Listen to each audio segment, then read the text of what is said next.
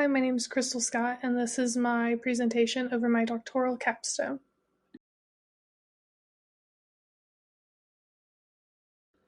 I completed my doctoral capstone at Compass Park, also known as the Indiana Masonic Home, which is located in Franklin, Indiana.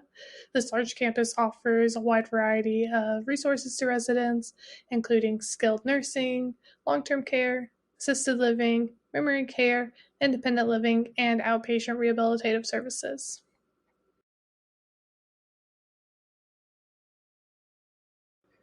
Prior to arriving at the site, I completed a needs assessment with my site mentor, Hannah Shapiro. This needs assessment was completed over the phone and was determined that there was a need to address sexuality and intimacy at Compass Park.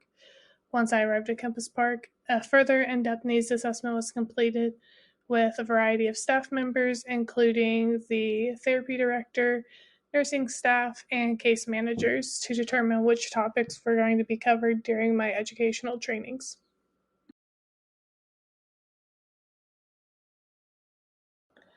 Sexuality and intimacy are intrinsic to the human experience and are essential elements of daily living, and this is true regardless of a person's age. In my research, I found that older adults actually tend to have a greater satisfaction with these intimate aspects of their life in comparison to when they were younger, and this could be for a number of reasons. I did find, though, that for older adults living in facilities, there can be a lot of barriers impacting or inhibiting them from engaging in these desired relationships. These barriers can include having limited access to privacy, altered social norms, facility policies, and difficulty being in contact with their desired partner. In order to address this, some researchers have conducted education with staff. One study I found said that staffing education actually improved person-centered care for older adults who are living in facilities.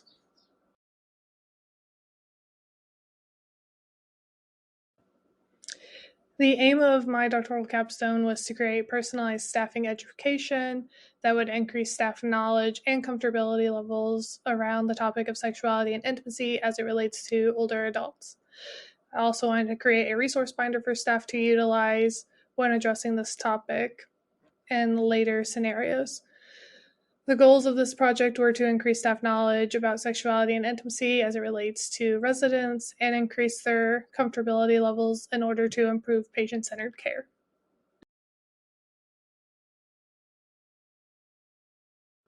I utilized three different theoretical frameworks for my capstone. The first one that I utilized was occupational adaptation, also known as OA. This assessment helped guide me through my needs assessment and conversation surrounding sexuality and intimacy. The purpose of OA is that everybody is capable of adapting to change, but first they need to identify that change is necessary. The second one that I utilized was occupational therapy sexuality assessment framework, also known as the OTSAF. This theory helped guide my needs assessment as well as the development of my educational materials. This theory focuses on how OTs view and discuss the topic of sexuality and intimacy, which I was able to utilize in my favor to help guide the conversation smoothly and target the specific topics that need to be addressed. Lastly, transformative learning theory was utilized primarily during the educational sessions. This guided how to present the information to my participants. And the purpose of this theory is to increase participants' competence and confidence through self-reflection and discussions.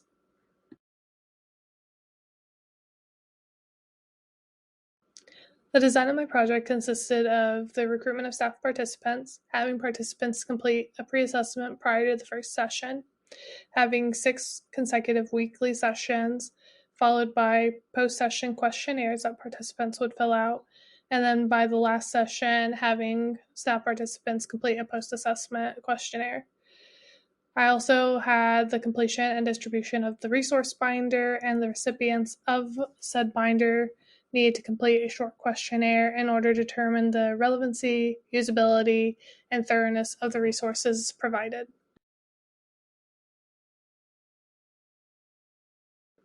The recruitment of staff participants lasted 2 weeks and was done through virtual sign-ups that were posted at each nursing station throughout the facility. The programming lasts 6 weeks, with each week focusing on a different topic, which was determined through the needs assessment. Each session lasted roughly 25 to 45 minutes, depending on the length of the presentation and the thoroughness of the conversations had by participants.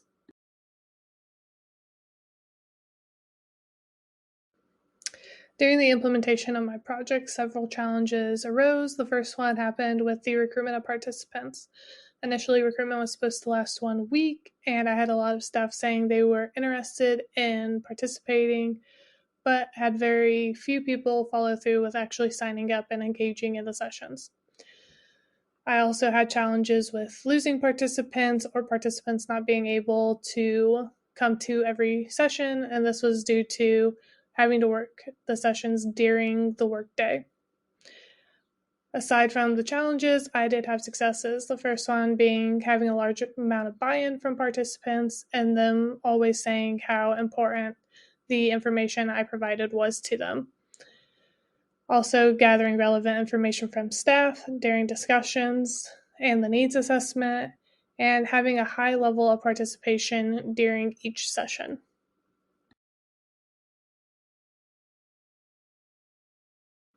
In order to ensure that my project is going to be sustainable at this facility, I created a resource binder and distributed it to the therapy team, nursing staff, and social workers, as well as access to all of the educational material I created.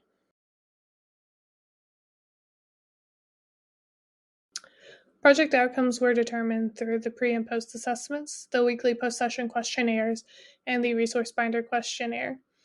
At the pre-assessment, I had 14 participants, and by the post-assessment, I only had 10.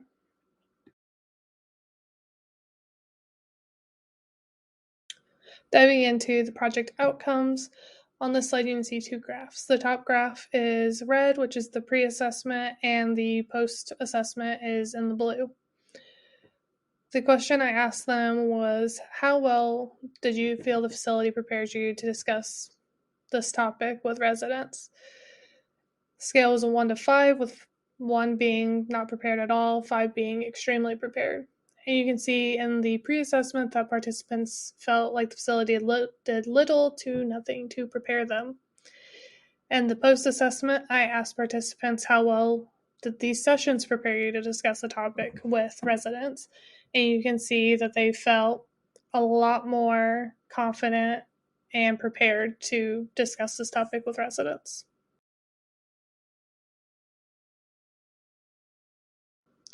The next question that I asked participants in the pre and post assessment was, how confident do you feel addressing intimate relationships amongst residents? This is also on a 1 to 5 scale, with 1 being not confident at all and 5 being extremely confident. So you can see in the pre-assessment that participants felt, on average, decently confident with addressing the topic of sexuality and intimacy with residents.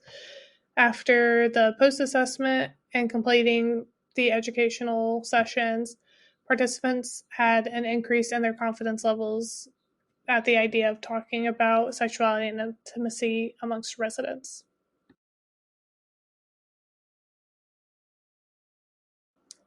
The next question that participants were asked to rate in the pre and post assessment was, how comfortable do you feel when the topic of sexuality and intimacy is brought up by residents?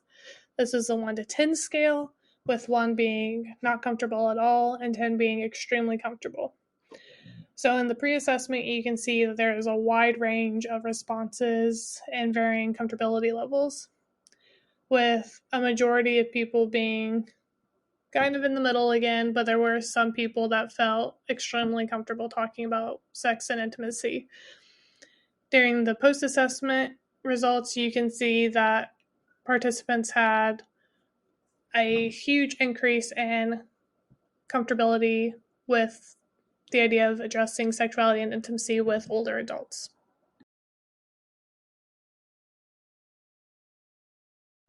Looking at the qualitative data from the pre and post assessments, the first question that I had participants write about was what are the benefits of older adults engaging in sexual and intimate relationships. In the pre-assessment, participants primarily focused on there'd be improved quality of life and increased emotional satisfaction.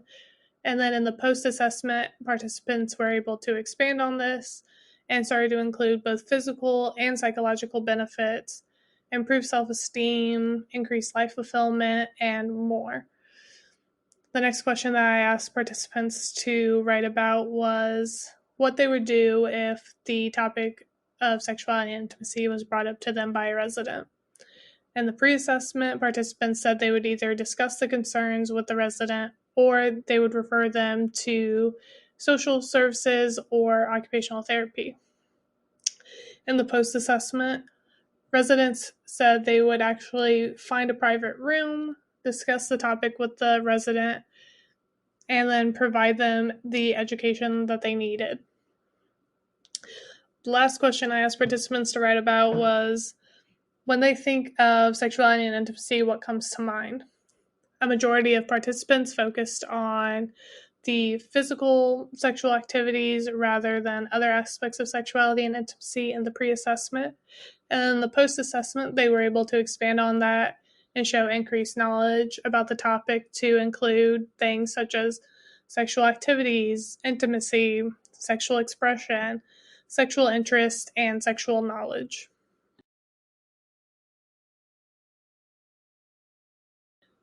So on this slide is a zoomed in version of what will be on the next slide.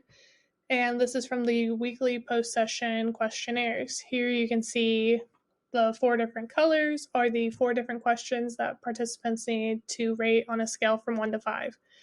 Questions are how valuable is the information presented to you today, which is represented by blue. Red is how likely are you to use the information in your work life.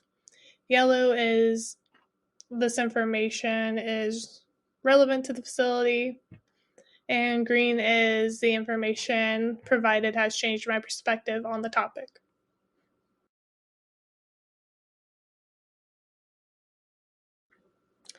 So on this slide, you can see all 6 weeks the results from the post-session questionnaires. 1 through 3 is on the top row and 4 through 6 is on the bottom row. Here you can see that each week everybody rated the questions differently, and the topic covered each week really impacted how the responses were for the questionnaires. For example, weeks 1 and 2 could be considered background knowledge for some participants. So that is why some people might have rated some of the questions on the lower end of as being a 2 or a 3, so not having a lot of impact, not being very relevant, etc. And then once we started to get into more in-depth topics or topics that participants didn't have a lot of knowledge or history with, the responses started being on the higher end of the scale, with being in the 4s and 5s.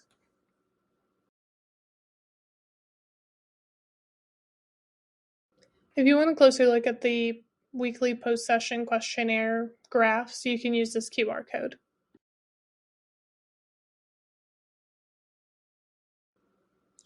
Lastly, looking at the resource binder questionnaire responses, the questions that I asked recipients of the binder were how likely are you to use the binder, how easy is it to find the required material, how relevant is the material to residents, and how relevant is the material to staff. All the recipients felt that they were going to utilize the binder and that all the information within it is relevant to staff.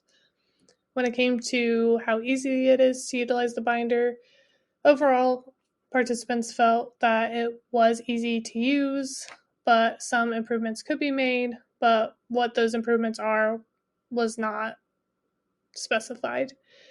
As for how relevant the information is to residents, all the recipients felt the information was relevant in some degree to residents at the facility.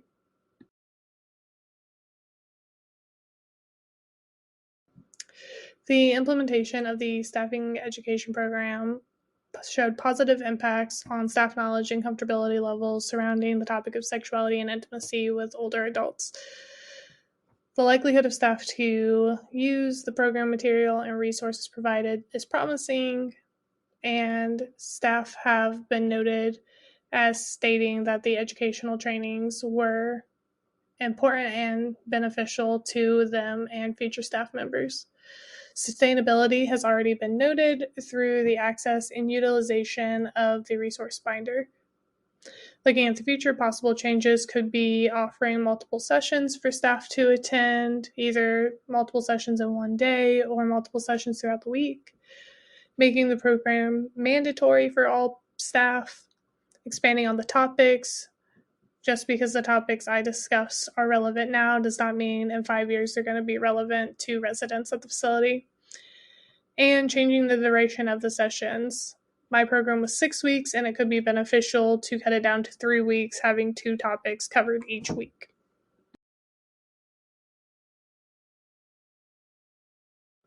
If you'd actually like to take a look at the resource binder I made for Compass Park, you can utilize this QR code.